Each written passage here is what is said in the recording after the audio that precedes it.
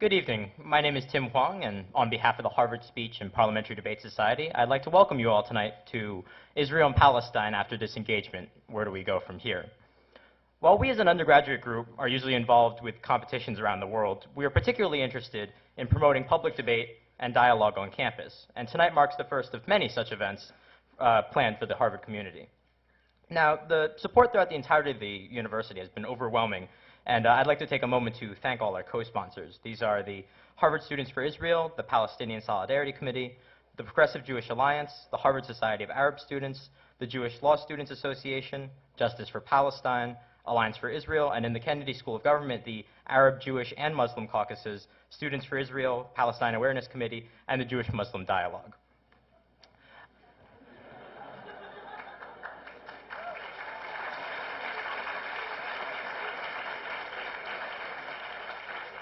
I'd also like to give special thanks to Bill White and the IOP Forum staff for their really, frankly, invaluable help in putting this project together for us.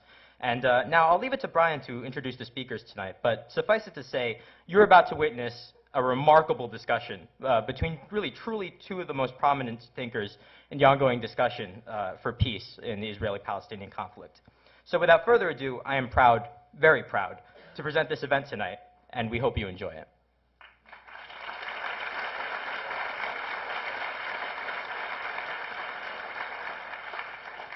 And now it's my pleasure to turn the program over to tonight's moderator, Professor Brian Mandel. Professor Mandel is a lecturer at the JFK School of Government, and he directs the school's negotiations project. Brian? Thank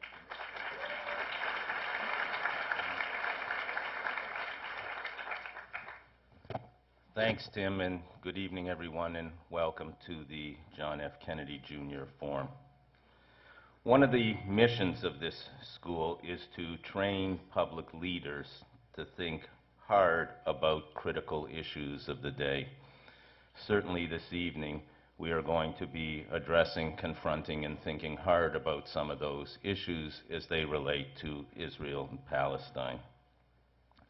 Tonight, our critical issue is to bring it to point. Is Israel and Palestine after disengagement? Where do we go from here? As we know, both parties, Israelis and Palestinians, are shortly headed toward elections. In January for the Palestinians, probably in late March for the Israelis.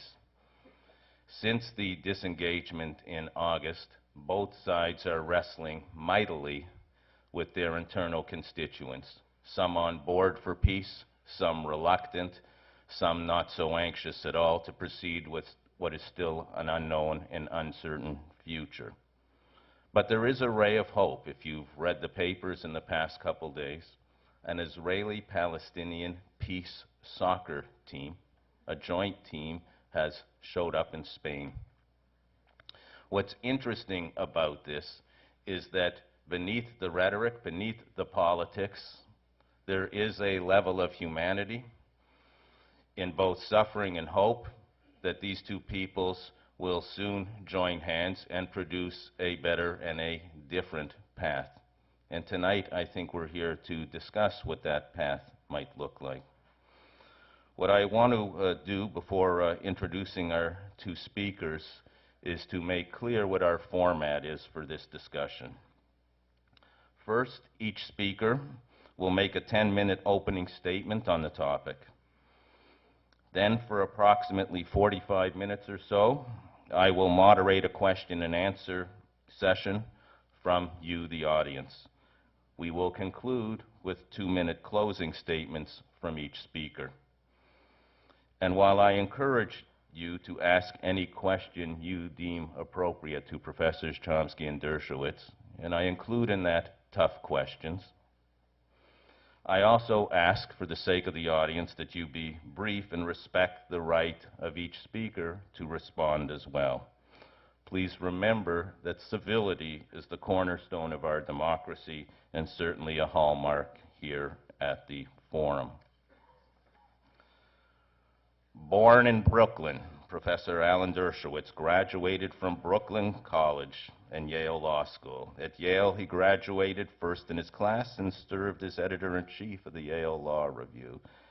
After clerking for Chief Judge David Breslin and Justice Arthur Goldberg, he was appointed to the Harvard Law faculty at age 25. There wasn't even time for you to join a mid-career program here at the school. And he became a full professor at 28, the youngest in the school's history. When not teaching students, he found time to be one of the country's most accomplished defense lawyers and authored over 20 books. His latest, A Case for Peace, How the Arab-Israeli Conflict Can Be Solved, has received favorable reviews from former President Bill Clinton and Middle East negotiator Dennis Ross. At Harvard Law School, where he is the Felix Frankfurter Professor of Law, Professor Dershowitz teaches courses in criminal law, constitutional litigation, civil liberties and violence, legal ethics, and human rights. Professor Noam Chomsky, son of a Hebrew scholar, Professor Chomsky was born in Philadelphia. While he acquired his PhD from the University of Pennsylvania in 1955, much of his research leading to his degree was done here at Harvard between 1951 and 1955. In 1955, he joined MIT and in 61 was appointed full professor in the Department of Modern Languages and Linguistics. From his articulate opposition to the Vietnam War in the mid-60s, to his book Manufacturing Consent in 1988, and to his even more challenging text, 9/11, published after the terrorist attack that year, Noam Chomsky has never retreated from taking on the most pressing issues of our day. Professor Chomsky is the Institute Professor of Linguistics at MIT and teaches classes in linguistic theory, syntax, semantics, and the philosophy of language. Before we begin, and to set the appropriate tone and context for this evening, I'd like us to have a brief look at a short clip from a forum event last year. Hi, my name is Laura Daggy. I'm a junior in the college, and I was wondering, as a leader who is internationally recognized in the struggle for peace, what advice do you have for the rising leaders of our generation? First of all, don't be like us. Be different. You know, personally, I have very little patience for history. I believe that to imagine is more important than to remember. Let me just repeat that so that we have that as the tone and the context for our discussion tonight. And I quote from Shimon Peres, "First of all, don't be like us. Be different. Personally, I have very little patience for history. I believe that to imagine is more important to remember." So tonight, let us imagine what should be the next steps in the process of achieving peace in the Middle East. For your knowledge, a coin toss conducted by the Harvard Speech and Parliamentary Debate Society has determined that Professor Dershowitz will speak first for 10 minutes. After that, we will go directly to Professor Chomsky, and then the floor will be open. Professor Dershowitz. Thank you very much. It's a great honor for me to be participating in a debate with a man who has been called the world's top public intellectual. My connections to Noam Chomsky go back a long time. In the 1940s, I was a camper and he a counselor in a Hebrew-speaking Zionist camp in the Pocono Mountains called Camp Masad. In the 1960s, we both worked against the Vietnam War. In the 1970s, we had the first of our many debates about the Arab-Israeli conflict. I advocated ending the Israeli occupation in exchange for peace and recognition of Israel. He advocated a one-state solution modeled on Lebanon and Yugoslavia. We debated again in the 1980s and the 1990s.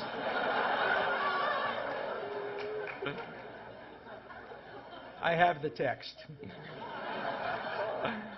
I hope that our once-a-decade encounter will continue for many decades to come, though I doubt we will agree with each other.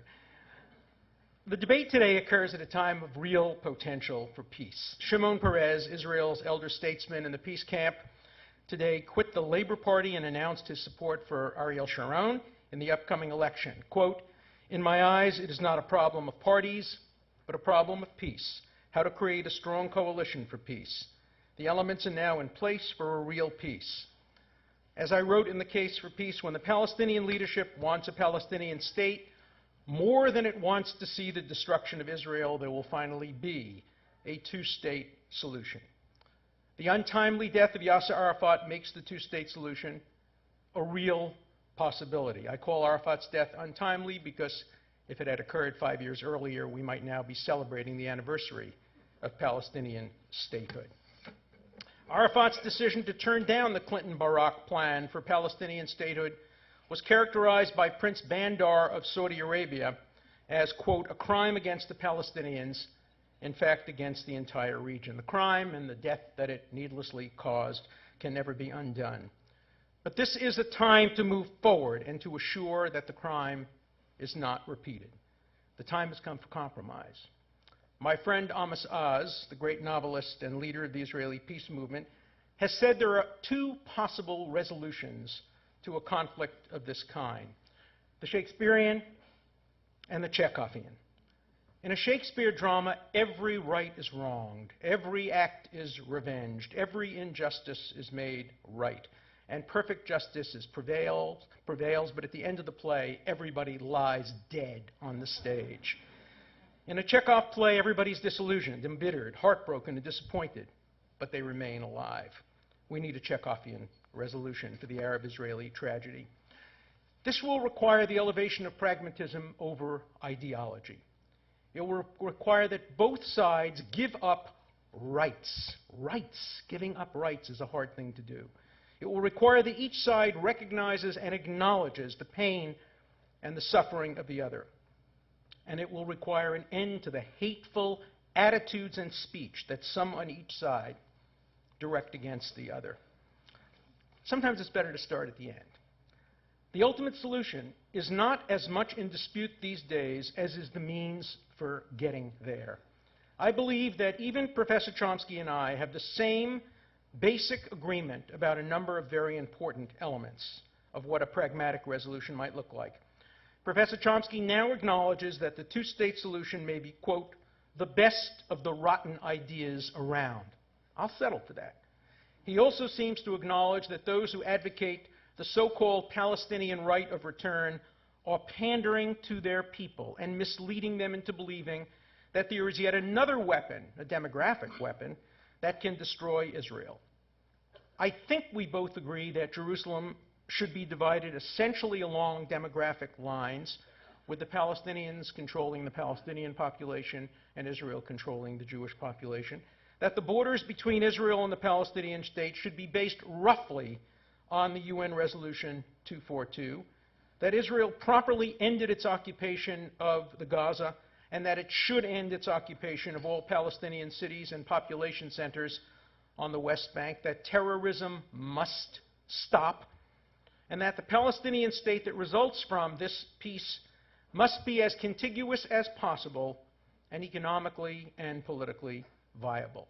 There remain considerable differences between us, and more importantly, between the Israeli government and the Palestinian Authority, that must resolve these issues and actually sit down and make peace. Some of these differences are attitudinal. I believe that peace is a realistic possibility, whereas Professor Chomsky apparently believes there is no chance for peace, at least as reflected by the German title of his new book, Keine Chance für Frieden, which translates as No Chance for Peace, Why a Palestinian State is Not Possible to be Established with Israel and the United States. I hope you're wrong.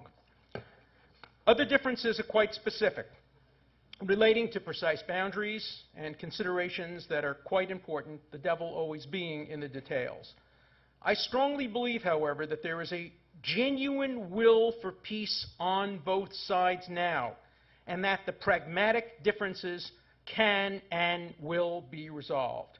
And here I think the Academy can play a very important and positive role in fostering peace. At the moment, I'm sad to report that many academics around the world are contributing to an atmosphere that makes peace more difficult to achieve.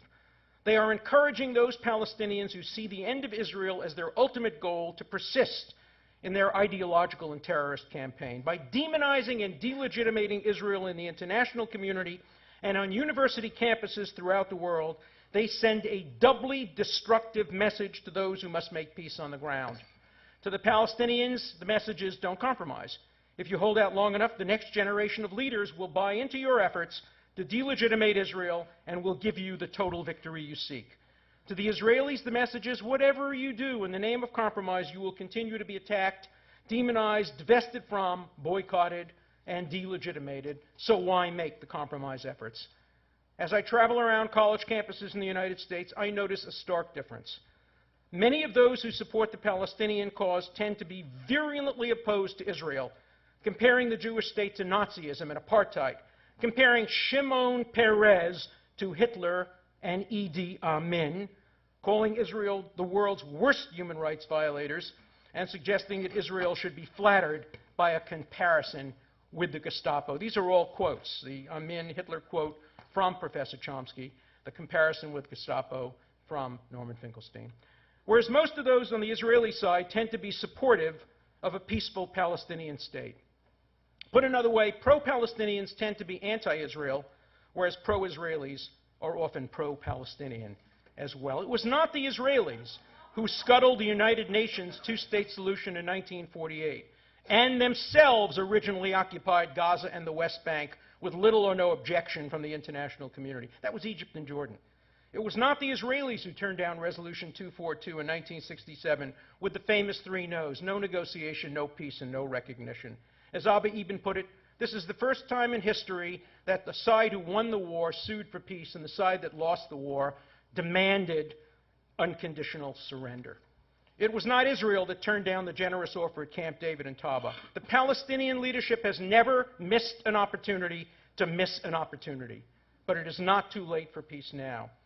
I wish to end my opening remarks today by making a specific proposal directed to my distinguished opponent.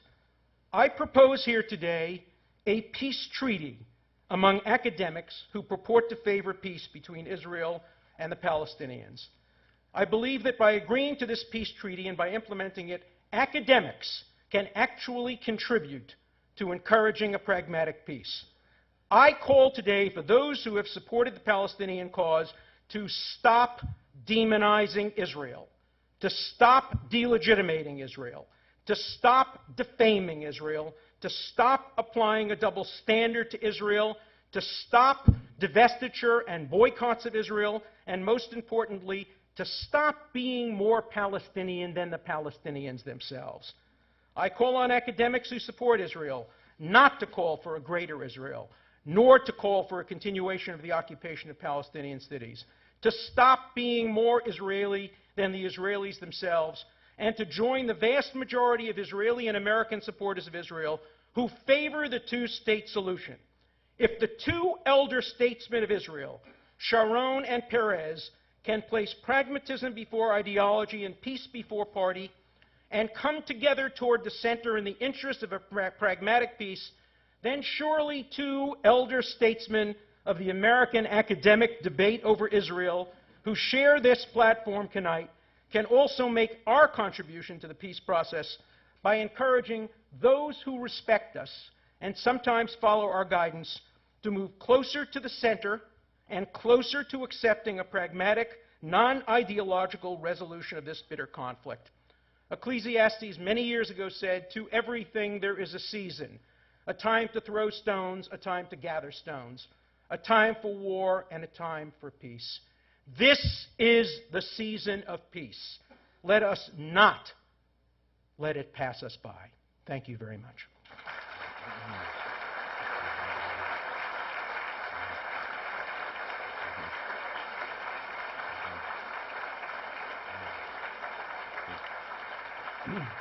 Thank you, Professor Dershowitz, Professor Chomsky. As Mr. Mandel will confirm, there was an explicit condition for this debate. That is that neither participant tried to evade the issue by deceitful allegations about the other. So I therefore congratulate Mr. Dershowitz on having made a true statement. I was a counselor at Mossad. About the rest, there happens to be an ample record in print. or if you like, you can ask a question, but I'll keep to the topic and the rules.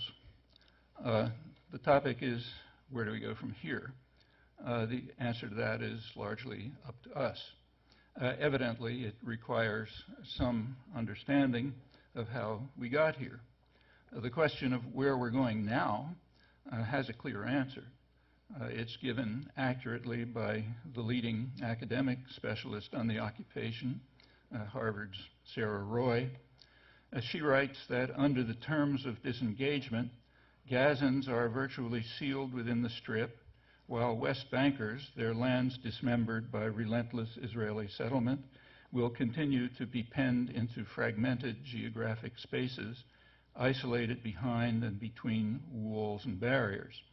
Her judgment is affirmed by Israel's leading specialist on the West Bank, Meron Benvenisti, who writes that the separation wall snaking through the West Bank will create 3 Bantustans, his words, north, central, and south, all virtually separated from East Jerusalem, the center of Palestinian commercial, cultural, and political life. And he adds that this, what he calls the soft transfer from Jerusalem, that is, an unavoidable result of the separation wall, might achieve its goal. Quoting still, the goal of disintegration of the Palestinian community after many earlier attempts have failed. The human disaster being planned, he continues, will turn hundreds of thousands of people into a sullen community, hostile and nurturing a desire for revenge. It's another example of the sacrifice of security to expansion that's been going on for a long time. A European Union report concludes that US-backed Israeli programs will virtually end the prospects for a viable Palestinian state by the cantonization and by breaking the organic links between East Jerusalem and the West Bank. Human Rights Watch, in a recent statement, concurs.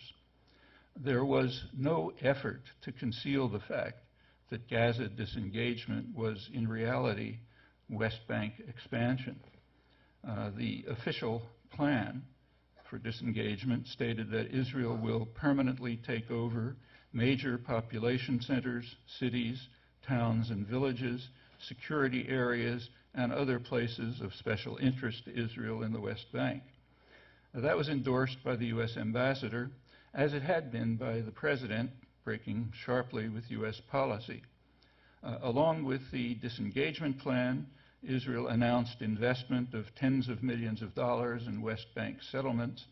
Prime Minister Sharon immediately approved new housing units in the town of Ma'ale Adumim, to the east of Jerusalem, the core of the salient that divides the southern from the central Bantustan, to use Benvenisti's term, and also announced other expansion plans.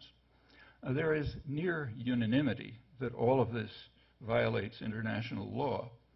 The consensus was expressed by U.S. Judge Bergenthal in his separate declaration attached to the World Court judgment ruling that the separation wall is illegal. In Bergenthal's words, the Fourth Geneva Convention and international human rights law are applicable to the occupied Palestinian territory and must therefore be fully complied with by Israel. Accordingly, the segments of the wall being built by Israel to protect the settlements are ipso facto in violation of international humanitarian law, which happens to mean about 80% of the wall. 2 months later, Israel's High Court rejected that judgment, ruling that the separation wall, quoting, must take into account the need to provide security for Israelis living in the West Bank, including their property rights. This is consistent with Chief Justice Barak's doctrine that Israeli law supersedes international law, particularly in East Jerusalem, annexed in violation of Security Council orders. And practically speaking, he's correct, as long as the United States continues to provide the required economic, military, and diplomatic support, as it has been doing for 30 years in violation of the international consensus on a two-state settlement. You can find detailed documentation about all of this in work of mine and others, who have supported the international consensus for 30 years in print explicitly. In Israeli literature, like Benny Morris's histories, you can find ample evidence about the nature of the occupation. In Morris's words, founded on brute force, repression and fear, collaboration and treachery, beatings and torture chambers, and daily intimidation, humiliation and manipulation, along with stealing of valuable land and resources. Like other Israeli political and legal commentators, Morris reserves special criticism for the Supreme Court, whose record, he writes, will surely go down as a dark day in the annals of Israel's judicial system. Keeping to the diplomatic record, both sides, of course, rejected 242. The first important step forward was in 1971, when President Sadat of Egypt offered a full peace treaty to Israel in return for Israeli withdrawal from the occupied territories. That would have ended the international conflict. Israel rejected the offer, choosing expansion over security. In this case, expansion into the Egyptian Sinai, where General Sharon's forces had driven thousands of farmers into the desert to clear the land for the all-Jewish city of Yamit. The U.S. backed Israel's stand. Those decisions led to the 1973 war, a near disaster for Israel. The U.S. and Israel then recognized that Egypt could not be dismissed and finally accepted Sadat's 1971 offer at Camp David in 1979. But by then, the agreement included the demand for a Palestinian state, which had reached the international agenda. In 1976, the major Arab states introduced a resolution to the UN Security Council calling for a peace settlement on the international border based on UN 242, but now adding a Palestinian state in the occupied territories. That's Syria, Egypt, Jordan, and every other relevant state. The U.S. vetoed the resolution again in 1980. The General Assembly passed similar resolutions year after year, with the United States and Israel opposed. The matter reached a head in 1988 when the PLO moved from tacit approval to formal acceptance of the two-state consensus. Israel responded with a declaration that there can be no, as they put it, additional Palestinian state between Jordan and the sea, Jordan already being a Palestinian state, that's Shimon Peres and Yitzhak Shamir, and also that the status of the territories must be settled according to Israeli guidelines. The U.S. endorsed Israel's stand. I can only add what I wrote at the time. It's as if someone were to argue that Jews don't need a second homeland in Israel because they already have New York. In May 1997, for the first time, Peres's Labor Party agreed not to rule out the establishment of a Palestinian state with limited sovereignty in areas excluding major Jewish settlement blocks, that is, the 3 cantons that were being constructed with U.S. support. The highest rate of post-Oslo settlement was in 2000, the final year of Clinton's term and Prime Minister Barak's. Maps of the U.S.-Israel proposals at Camp David show a salient east of Jerusalem bisecting the West Bank and a northern salient virtually dividing the northern from the central canton. I have the maps if you want them. The current map considerably extends these salients and the isolation of East Jerusalem. My maps are from the leading Israeli scholars, Ron Pundak, the director of the Shimon Peres Center. The crucial issue at Camp David was territorial, not the refugee issue, for which Arafat agreed to a pragmatic solution, as Pundak, the leading scholar, reveals. No Palestinian could accept the cantonization, including the U.S. favorite, Mahmoud Abbas. Clinton, we don't have to debate it, because Clinton recognized that Palestinian objections had validity, and in December 2000 proposed his parameters, which went some way toward satisfying Palestinian rights. In Clinton's words, Barak and Arafat had both accepted these parameters as the basis for further efforts. Both have expressed some reservations. The reservations were addressed at a high-level meeting in Taba, which made considerable progress and might have led to a settlement, but Israel called them off. That 1 week at Taba is the only break in 30 years of U.S.-Israeli rejectionism. High-level informal negotiations continued, leading to the Geneva Accord of December 2002, welcomed by virtually the entire world, rejected by Israel, dismissed by Washington. That could have been the basis for a just peace. It still can. By then, however, Bush-Sharon bulldozers were demolishing any basis for it. Every sane Israeli hawk understood that it was absurd for Israel to leave 8,000 settlers in Gaza, protected by a large part of the army, while taking over scarce water resources and arable land. The sane conclusion was to withdraw from Gaza while expanding through the West Bank, and that will continue as long as Washington insists on marching on the road to catastrophe by rejecting minimal Palestinian rights. I'm quoting the warning of the 4 former heads of Israel's Shin Bet security service. There are clear alternatives, and if that march to catastrophe continues, we will have only ourselves to blame. Thank you, Professor Chomsky.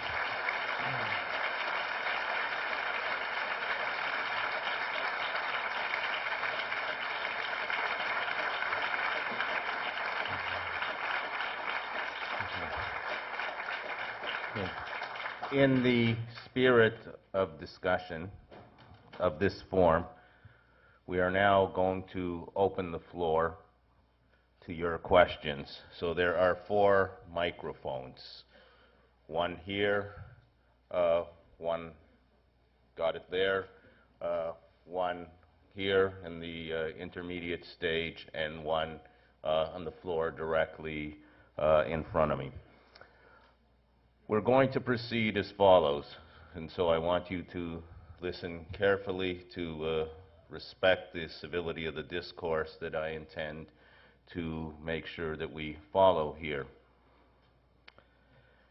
I'm going to ask you to introduce yourself and to ask just one question. As the dean of our school always reminds people, questions end with a question mark. And out of respect for all of our colleagues and students here this evening waiting patiently at the mics, I will insist on only one brief question. I would also ask that you, where appropriate, direct your question to one of the panelists. After that panelist responds, I will invite his colleague for a brief comment, and then we will return to the floor. So that you know what's coming, I will begin over here, go up, across, and then back down. Hi, my name is Mishi Harman. I'm from Jerusalem, and this is a question for Professor Chomsky. I wanted to know if you think that it actually is relevant to dwell upon forming a shared narrative of both sides in going forth towards any solution of peace between us. Is it important for us to actually agree what 48 represents for one side and what 48 represents for the other in order to live together in peace in the future? Yes, I think it's very relevant to understand history if you want to understand the present. Professor Dershowitz, I agree, and I think the history has to be objectively verifiable, and it doesn't become true because Professor Chomsky says it's true. There was a 2-state solution proposed by the United Nations in 1948. And if the Palestinians had accepted what the Israelis accepted, a small, non-contiguous state with bantustans, to quote Professor Chomsky, and instead had not invaded, and if the Egyptians had not occupied the Gaza, something that nobody complained about, it was literally a prison for 20 years, and if the Jordanians hadn't occupied the West Bank, literally a prison for 20 years, and had the situation gone forward as it was supposed to go forward in 48, we would not be here. We'd have a 2-state solution. But what happened is it's clear that the Palestinian and Arab leadership was more interested in destroying the nascent Jewish state of Israel than in establishing a Palestinian state. That is simply the truth. And there is no way to deny that. And no amount of rhetoric can undercut that reality.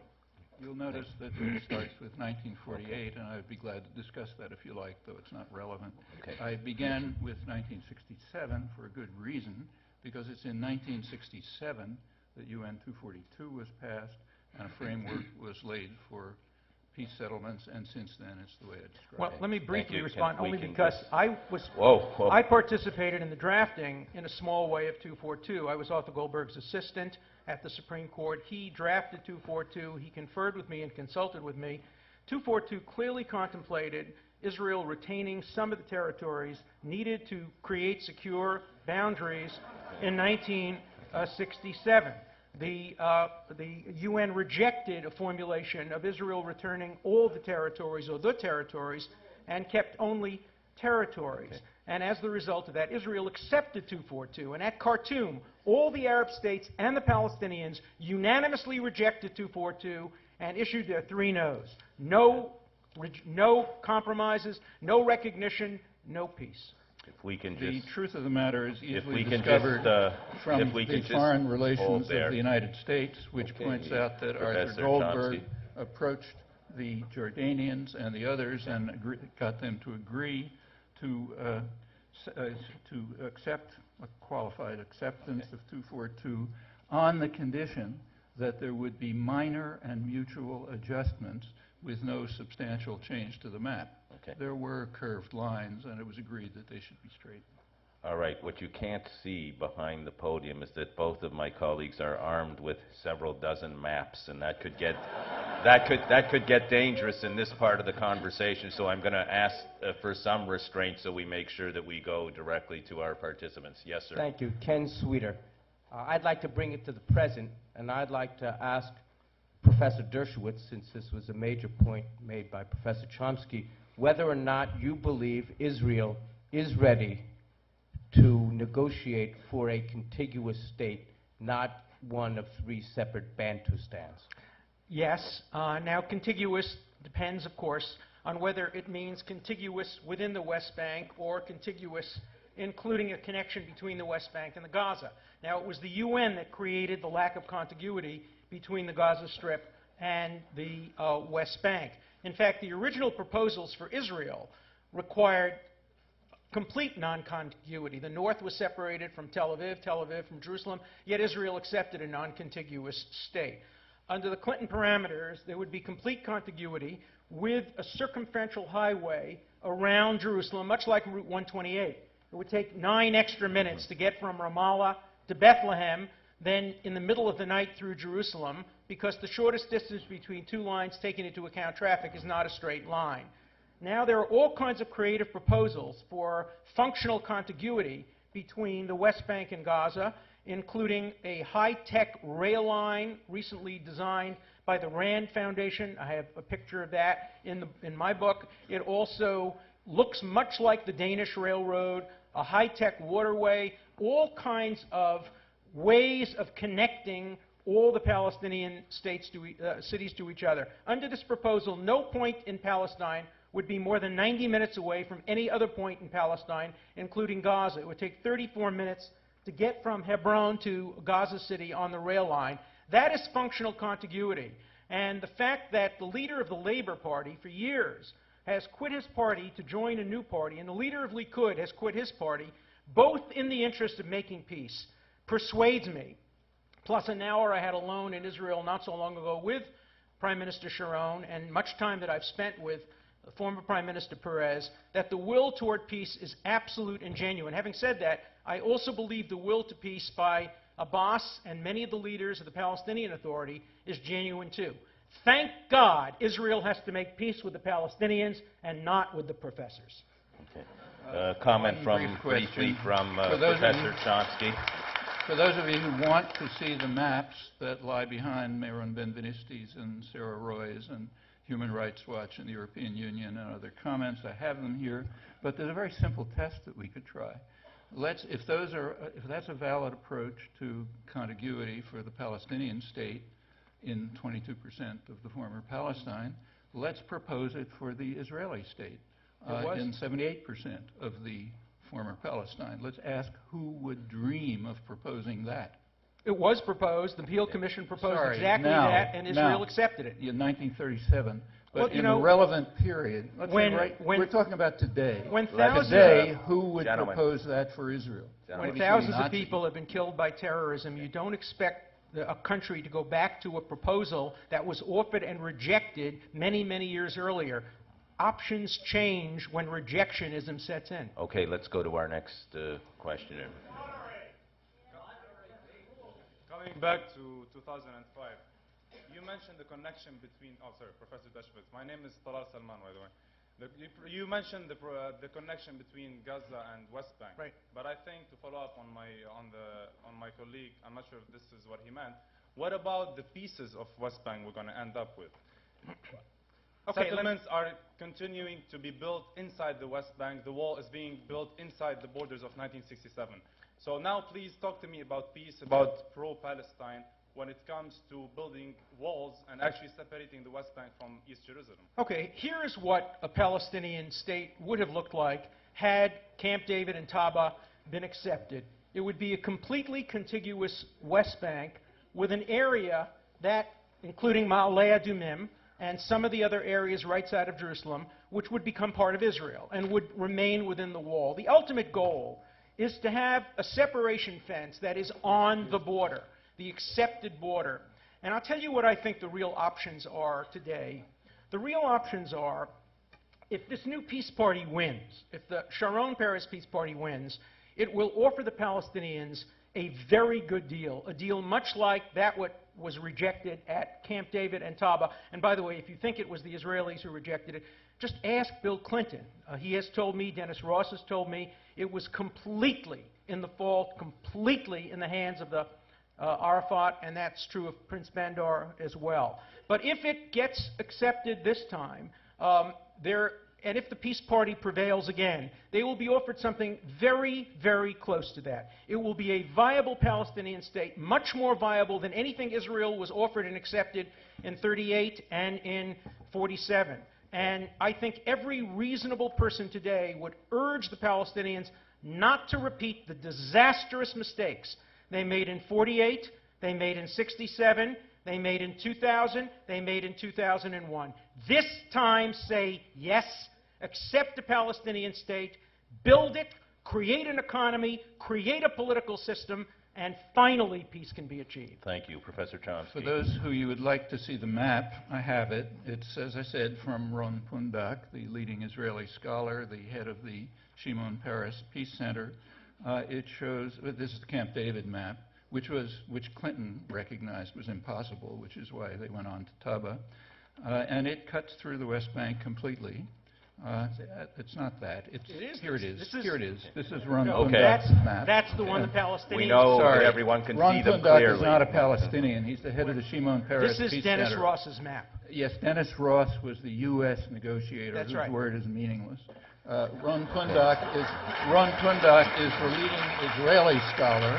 And if we want to go into why Ross's book is worthless, I'll be happy to say it. It's obvious to any reader. It stops You know, right what's obvious to before- it you is stops- not obvious to other people. Well, I'll tell you why. It stops, notice that his book stops immediately before Taba. Why? Because Clinton's parameters and what Clinton said about the acceptance of them by both sides and the Taba negotiations completely undermines Dennis Ross's book. So he therefore terminates it right before that and can therefore make these absurd claims. But if you want to learn something about it, look at Israeli scholarship. It's much more serious. Thank you. Good evening. I'd like to thank both professors for speaking so eloquently tonight. My name is Josh Suskowitz. I'm a recent alum of Harvard College, and I'm really glad to be back. I have sort of a simple question for Professor Chomsky. It seems to me that you left out in your analysis the element of violence, psychological, physical, against Israel and against Jews. And it seems to me also that the history that Professor Dershowitz described, a lot of that is dictated by what happened, the terrorism, the wars against Jews, especially considering the immediate history right before the establishment of the State of Israel, the Holocaust, and everything that has happened since. So I'd like you to address the effect of the psychological effect and the physical effect of war and terrorism on Israel? Now, that's half of a very important question. The other half of it is, what's the effect of war and terrorism on the Palestinians? Now, if you take a look at, we're not supposed to talk about that question here, but if you look at them both, you'll find that what Benny Morris described is in fact correct. The balance of terror and violence is overwhelmingly against the Palestinians, not surprisingly, given the balance of forces. And that's even true, that's true right to the present. I mean, for decades, Israel was able to run the West Bank virtually with no forces, as Morris and others point out, because the population was so passive. While they were being humiliated, beaten, tortured, land stolen, and so on, just as I quoted. Finally, there was a reaction.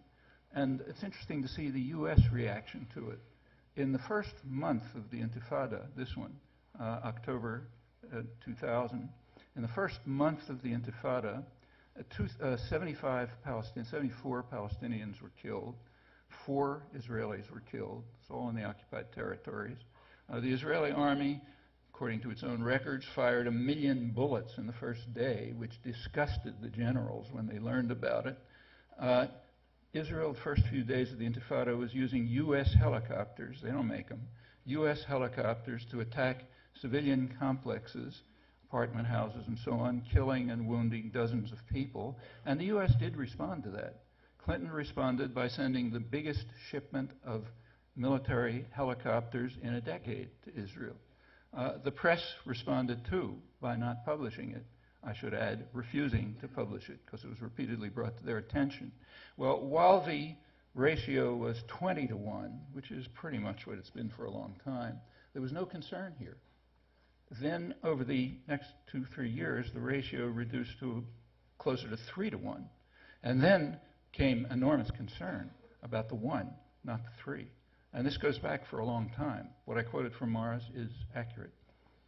Well, Brief, you know, no follow-up, a very brief response. the idea that there is this vast conspiracy between the American media and both Democrats like Clinton and Republicans like Bush to hide the truth from the American public just does not bear reality. Israel's an open society. Any newspaper can come and cover it. Why would not the newspapers cover these stories? Well, for one reason, they are figments of Chomsky's imagination. Well, then if and they're just never happened. Now, those of you I want to talk about another figment of his imagination. For those who Chomsky want to constantly verify quotes, them, constantly quotes Right. Benny Morris as if Benny Morris supports his position.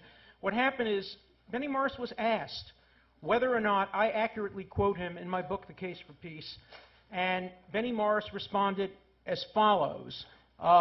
He still holds the views that I attributed to him, that I am right about his views, and that someone could read Morris's books, this is a quote from Morris, and arrive at exactly the same conclusions. And yet, Professor Chomsky, by selectively quoting and by picking tidbits out of context, knowing that you're not going to check up on him, tells you essentially that what you believe in the American media, whether it be the Washington Post, the Boston Globe, or the New York Times, is not true. In order to get the true meaning of the world, you have to move to Planet Chomsky, where the news reflects his perspective on reality. Well, I urge you to move to the real world. Read the real news.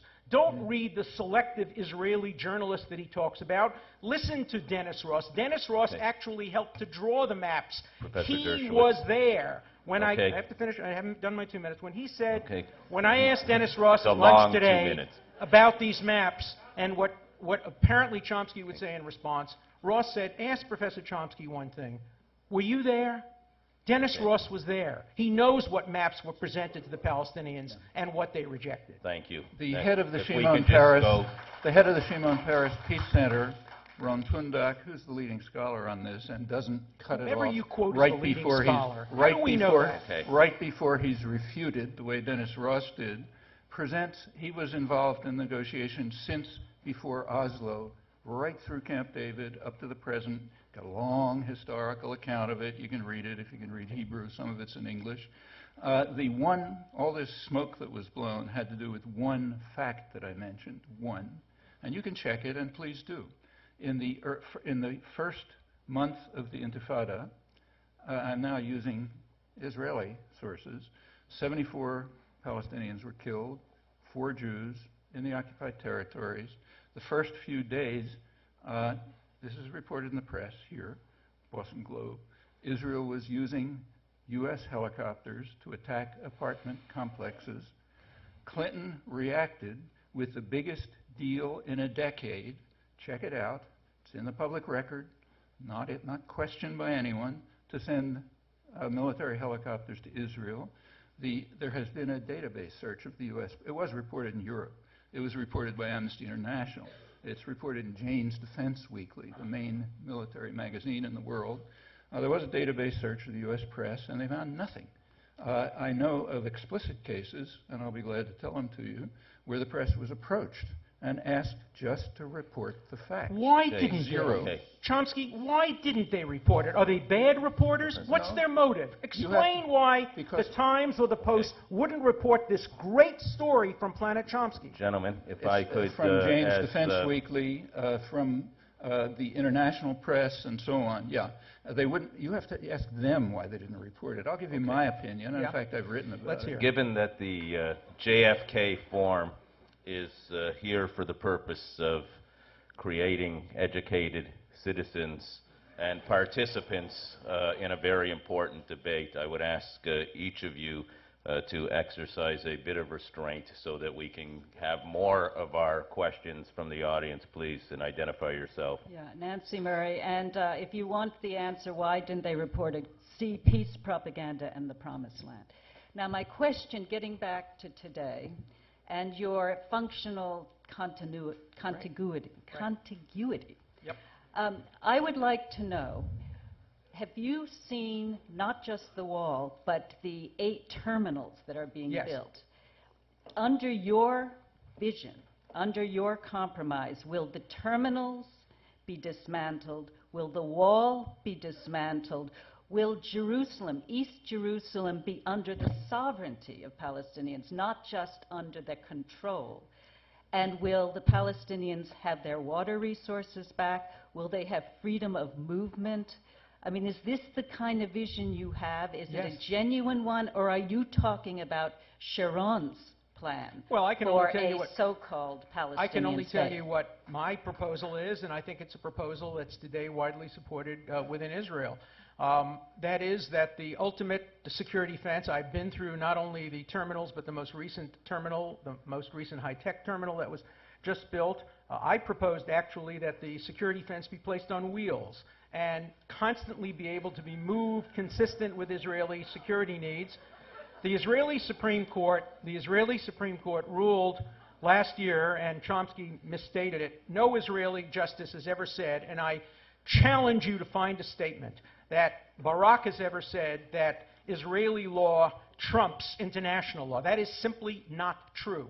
What he said is that Israeli law enforces international law, but international law is not determined by a body, the International Court of Justice, which excludes Israelis from serving on it, and which will not allow an Israeli ever to be a member of that court. It would be as if a Southern black in the 1930s accepted as the correct statement of American constitutional law a decision by an all-white court in a case involving a black and a white man. No, Israel accepts international law, enforces international law, and the goal, of course, of my peace proposal is that the security fence will eventually be dismantled when terrorism ends, but before that, it would be on the border, the way the Gaza fence is now on the border, and that water rights would be respected. There would be complete and total freedom of movement within the contiguous West Bank and between the West Bank and Gaza. Even today, Israel has given up control over the Rafah crossing. It now has a video which it can watch to see as Palestinians monitor exit and entry through the Rafah gateway. That's going to be the future. And if there is a will to peace, if there is a desire to make sure that there are 2 states, not simply one state, a Palestinian state, then all of these issues can be resolved and will be resolved. Israel has shown the will to resolve these issues. Certainly, I support a resolution that gives dignity gives economic viability, gives political freedom, and freedom of movement to the Palestinian people. And Yes. sovereignty over East Jerusalem? And sovereignty let over me- East yeah, Jerusalem. yeah. Let me Professor quote Chomsky. once again, I purposely quoted Justice Bergenthal because I know of Mr. Dershowitz's opposition to the World Court. I therefore quoted the U.S. Justice, not the World Court, who stated that the segments of the wall being built to protect the settlements are ipso facto in violation of international humanitarian law. That's 80% of the wall. 2 months later, Israel's High Court stated, in contrast, that the separation wall must take into account the need to provide security for Israelis living in the West Bank, including their property rights.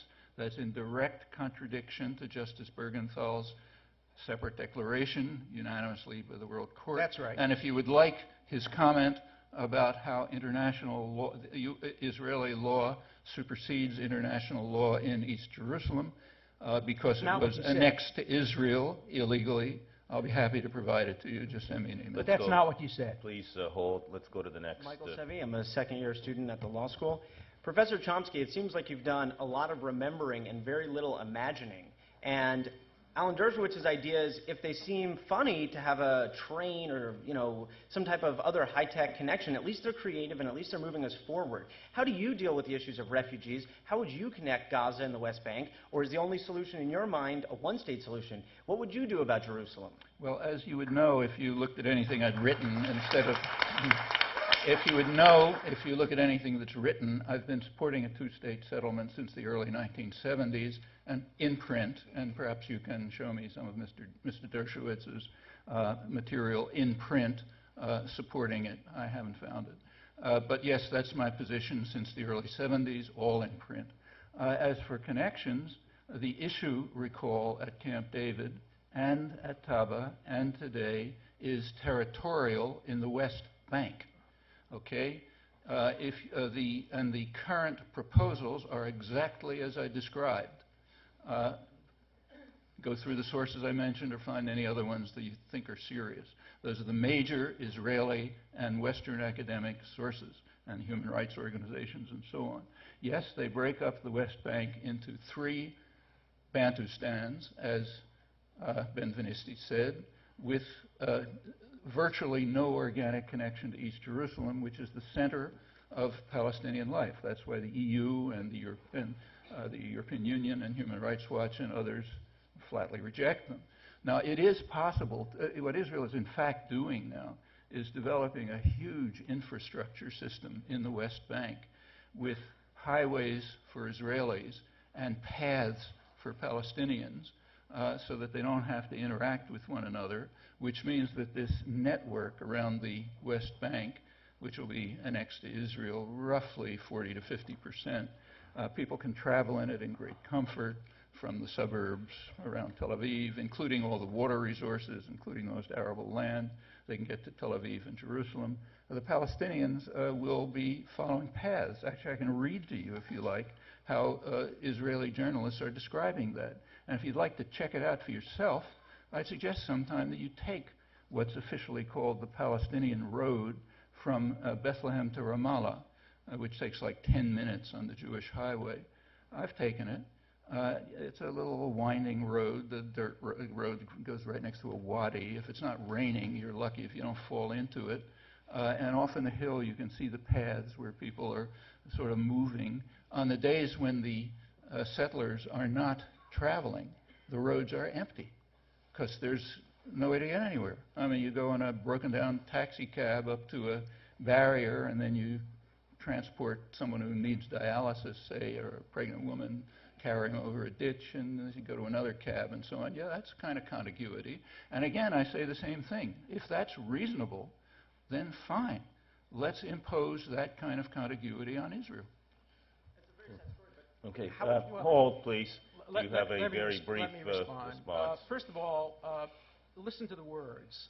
There's an element of racism in one of the phrases we've heard today in describing this as a Jewish highway.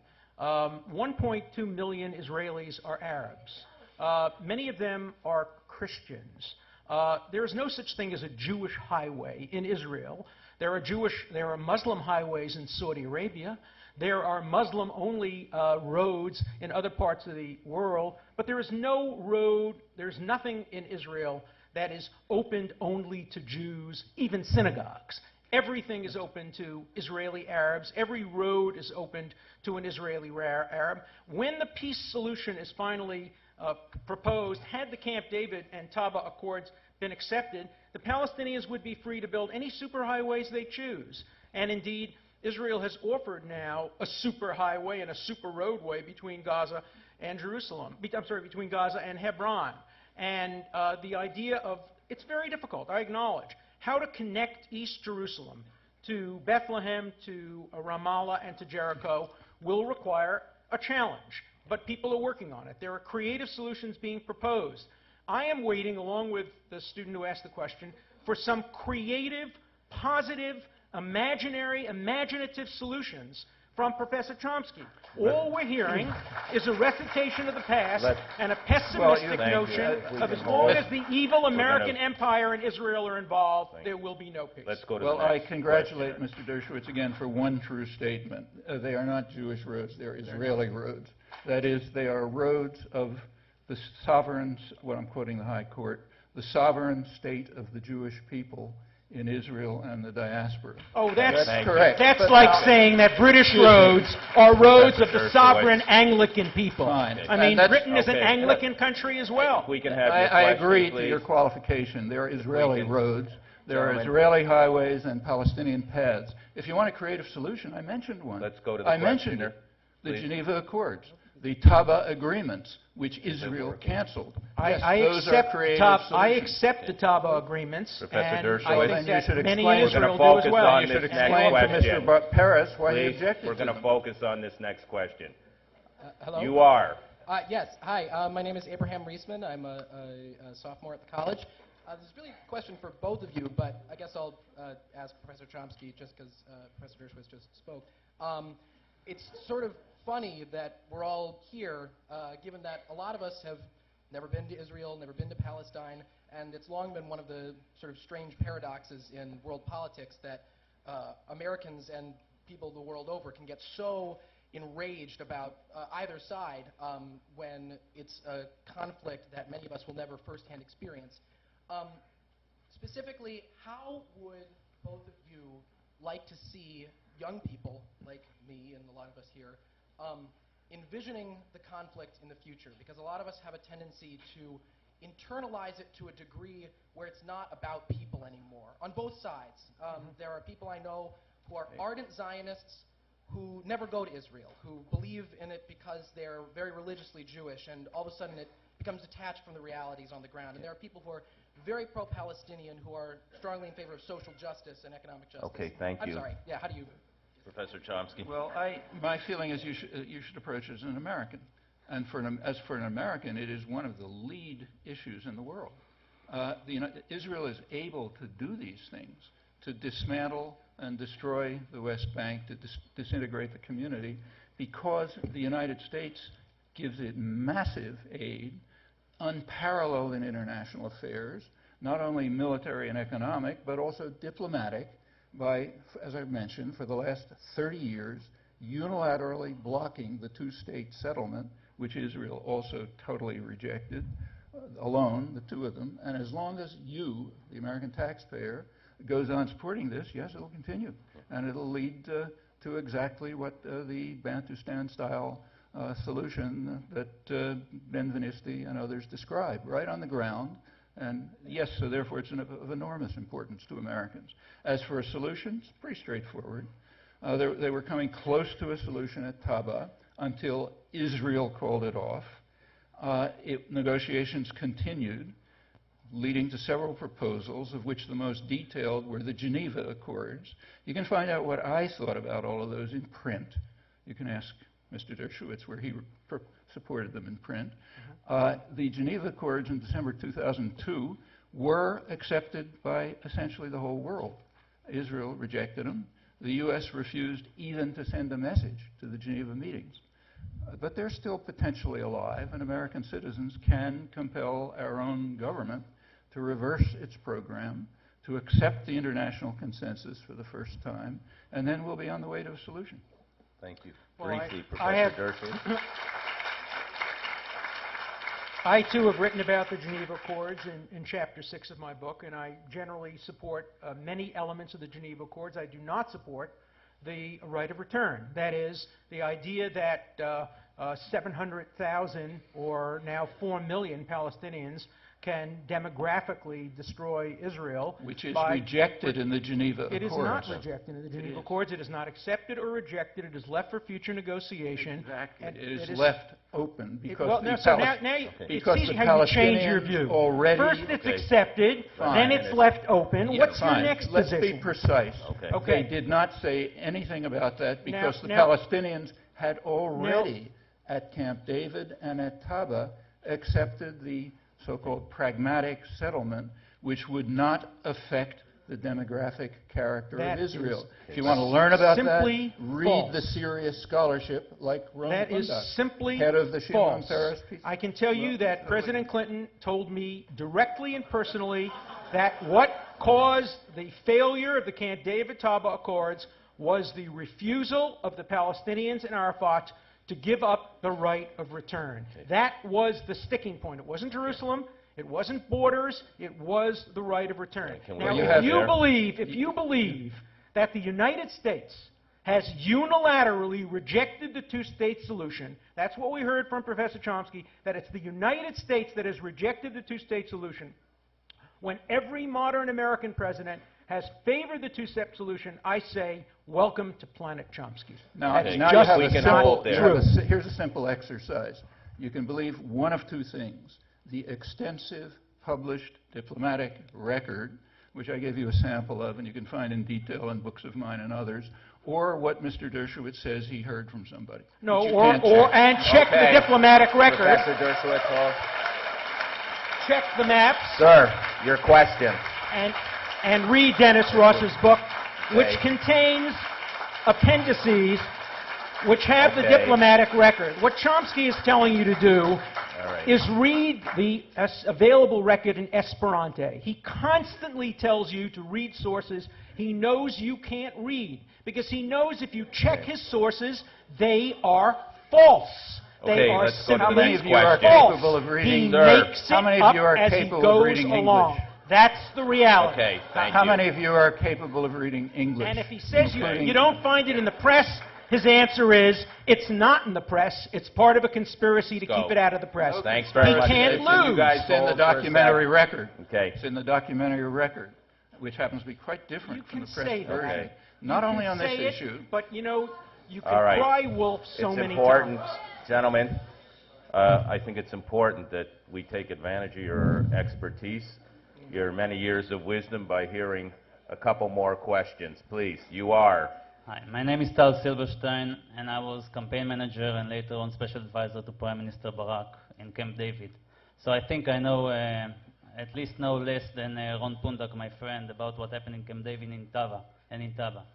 I'm saying it only because I think that what Mr. Professor Chomsky said here, a lot of things are inaccurate, even though, Do you have a question? yes. Please even give though it. I think just before the question, because it's very important. Please bec- go directly to your question. The, the, You know, there was a question before that had about a 7-minute prerequisite. This is an expert who was there, who was an eyewitness. I think he should be permitted to precede his question with a 1-minute point. I don't want to go into history, and I'm a little excited because you have to understand one thing. I believe we have only one last opportunity to reach peace, and this is this coming party and this coming election. Now, my question to you, Professor Chomsky, and I agree with you, Israel has done a lot of crazy and terrible things to Palestinians, and Palestinians have done a lot of crazy and terrible things to Israelis. But let's say that the new party, after the election, guided by Sharon, is to offer the Palestinians a deal. It doesn't matter which deal, a deal that will be accepted by most Palestinians. Would you support this deal, even if it doesn't reflect your views or your ideological views? Well, I'm glad to see that I assume you endorse Ron Pundak's expert knowledge, correct? I therefore recommend to all of you who read English that you read the summary of his review of all of this in the Journal of the Institute of Strategic and Security Studies in England. And for those of you who read Hebrew, like you, I presume, you read the much longer study that Ron Pundak and Shaul Arieli wrote. It's on the Paris Center website, which describes in detail, if you like, I can quote it from you, as to what I would accept. Ron Pundak was not in Camp David, by the way. Pardon? Ron Pundak was not in Camp David. He was one of the negotiators in the background. He was not. He was one of the negotiators in the background, and he was from Oslo. And his study... He's from Oslo. He was not even close to Camp David, just for the record. He was one of the advisors, as you know. Chomsky and his study so. in 2000... You're the one who told me you agree with him. If you think not, tell the Shimon Peres Center to fire him as director. Those are the basic Israeli documents. Furthermore, they're supported by plenty of others. If you want to know more about Taba, you can read the European Union report accepted by both sides, which says exactly what I said. As to your question, yes, I already told you the answer. There is a very good solution on the table.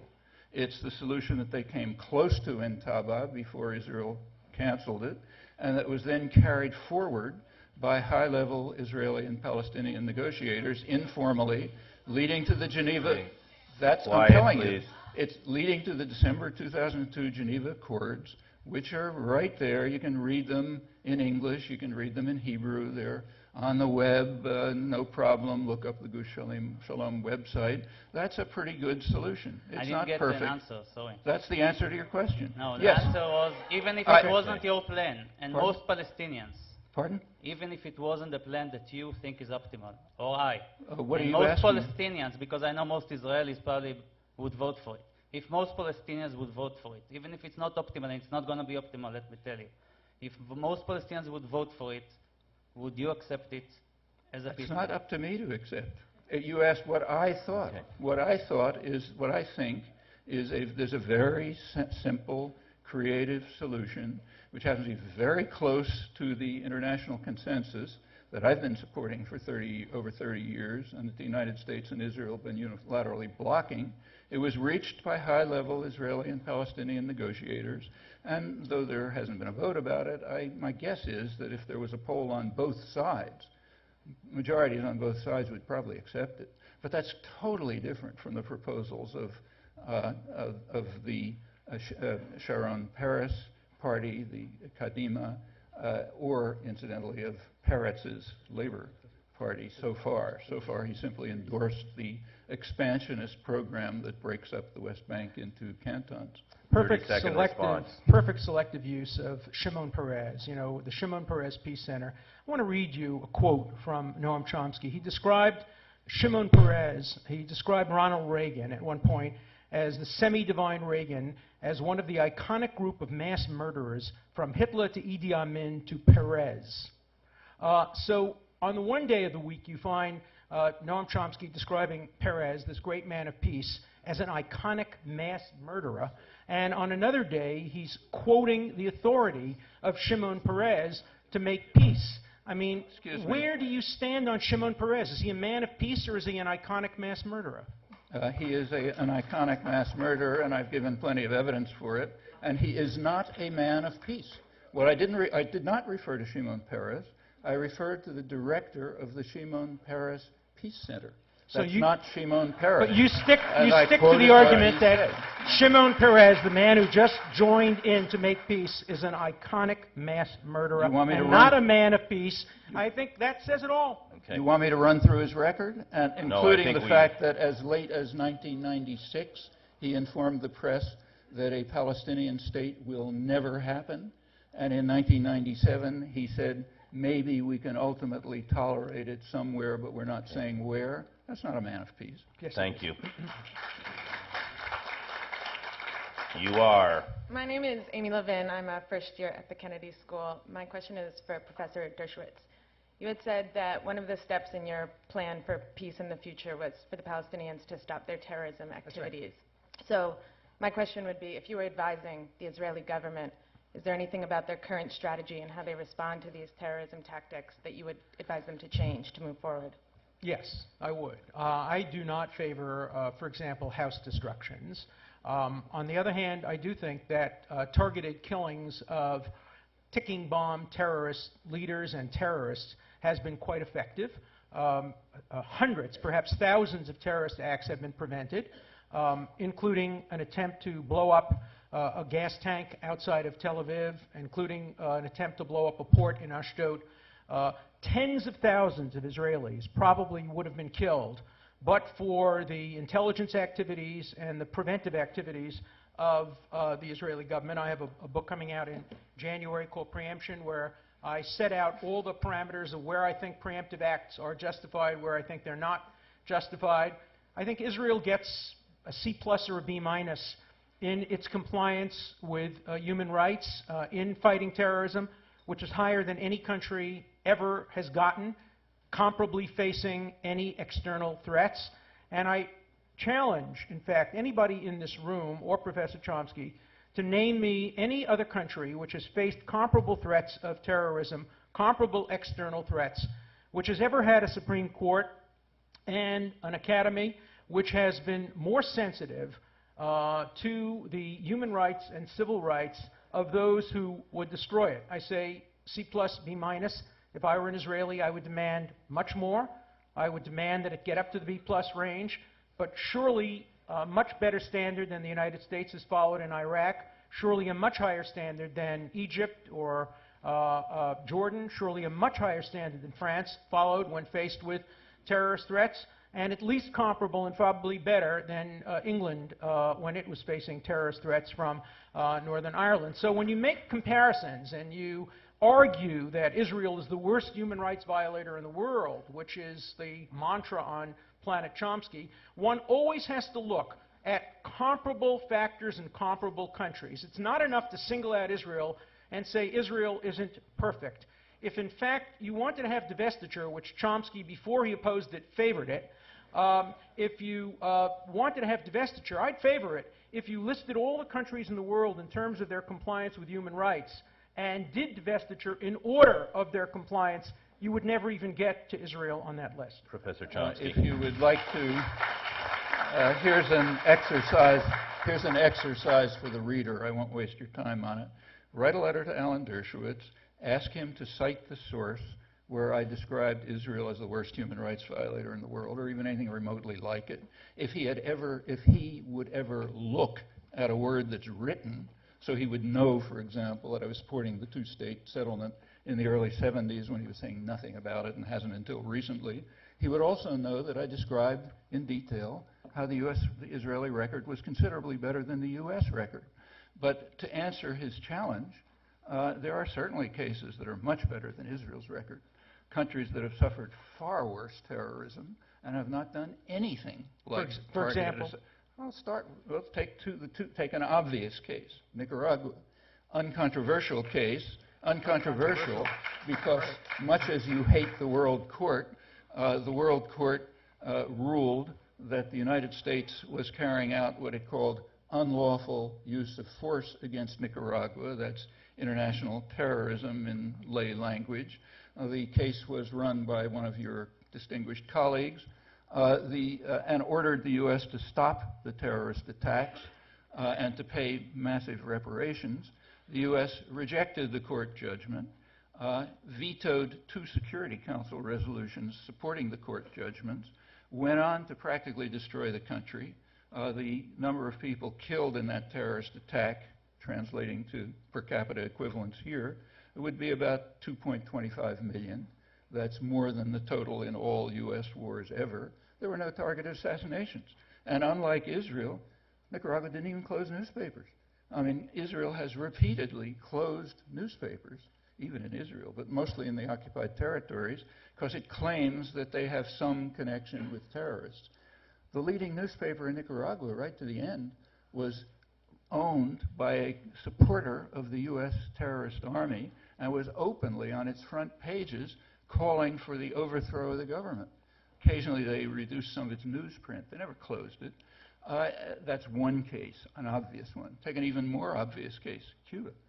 The United States launched, since we're at the Kennedy Center, I can point out that John F. Kennedy launched a major terrorist attack against Cuba in 1961, right after the failure of the Bay of Pigs. It was a very serious terrorist war, plenty of documentation about it from the best sources you like, Arthur Schlesinger, Raymond Gartoff, all of you can read that.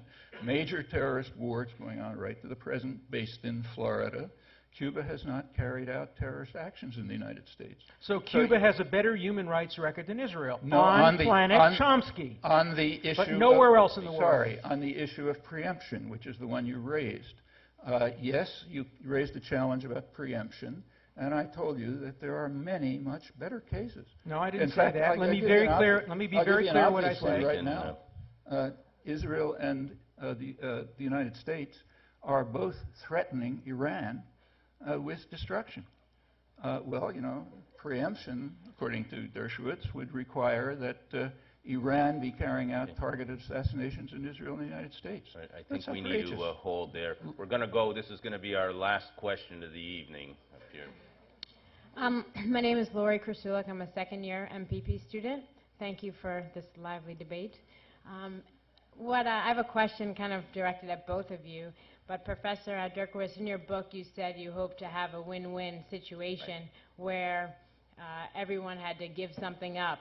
And what's clear to me after this debate and just looking at history, that no one's able to come to a resolution where they're willing to give up enough to the other person. So it seems to me that the only way to win is to have everybody lose. So I'd like you to comment on a proposal where maybe if you all lost, we'd actually come out winning. Well, I think there is a win-win possible situation. Israel has been giving up much. It gave up the Gaza. It, by the way, offered to give up the Gaza to Egypt way back in the early 1980s. Egypt wouldn't take it back. There was no international outcry over the occupation of the Gaza by Egypt for 20 years, nor was there any international, and I'm sure there must be a long record. Check Chomsky's writing. He must have in print large opposition to the occupation of Gaza by Egypt and strong opposition to the occupation of the West Bank by Jordan. Funny, I never came across it in my research, but I'm sure it must be there if you check at least the Czechoslovakian version of one of his writings. So I do think there's a win-win solution. The win-win solution is the one I proposed starting in 1967, and that is Israel make territorial adjustments necessary to secure its boundary and securities, consistent with Palestinian rights, no occupation of Palestinian cities, a two-state solution. That is a win-win situation. And let me tell you why I consider myself pro-Palestinian. I am pro-Israel and pro-Palestinian because I favor a viable, healthy, economically strong, politically democratic Palestinian state. That will be good for Palestine, it will be good for Israel, it will be good for the world. Israel has a major stake in the success of Palestine, whereas the Palestinians have never had a major stake in the success of Israel. And so I see a successful Palestinian state, a viable, largely contiguous Palestinian state, as a win-win situation, not only for Israel and the Palestinians, but for the United States and the rest of the world. I only hope that Professor Chomsky can join me in agreeing that we're not going to get a perfect solution. And let's just advocate a solution that's acceptable. The question that was asked before was, to me, the key question.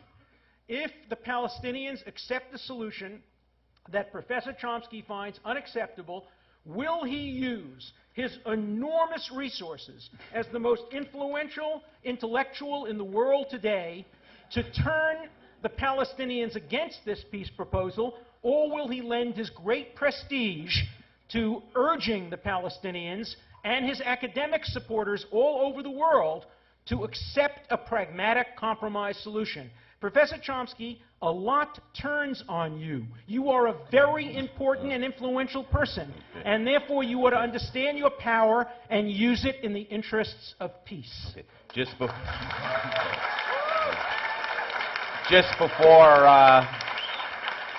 I ask one of the most influential intellectuals today to respond to Laurie's question, just to tell you where we're headed. Professor Chomsky will respond.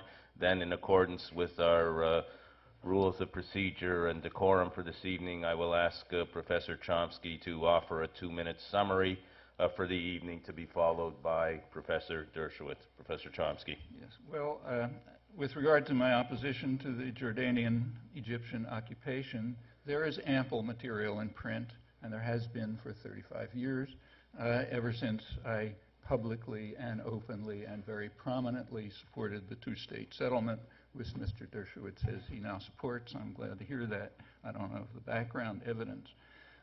Let's return, and that means, of course, opposing Jordanian-Egyptian occupation. Let's turn to the question we were asked to address. Where do we go from here? Well, we actually have two fundamental choices. One choice is to support Washington's continued dedication to the road to catastrophe that's outlined by Israel's 4 former security chiefs, namely watching in silence as Washington funds the cantonization of the West Bank, the breaking of its organic links to Jerusalem, and the disintegration of the remnants of Palestinian society. That choice adopts the advice of Moshe Dayan to his cabinet colleagues in the early 70s. Dayan was in charge of the occupation. He advised them that we must tell the Palestinians that we have no solution. You shall continue to live like dogs, and whoever wishes may leave. That's the solution that is now being implemented. Don't take my word for it. Go check the sources I cited. Very easy, all English. There's an alternative. The alternative is to return to the spirit of the one break in U.S.-Israeli rejectionism. That is the week in Taba in January 2001, before Israel called it off, and to take seriously the follow-up proposals from high-level negotiators on both sides, of which the Geneva Accords are the most detailed. There is overwhelming international support for taking them as the basis for a political settlement.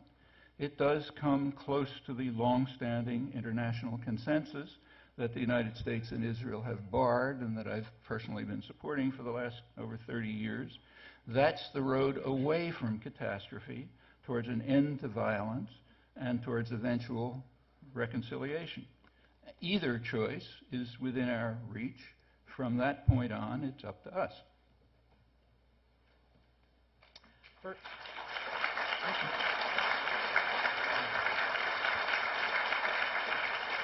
Professor Dershowitz.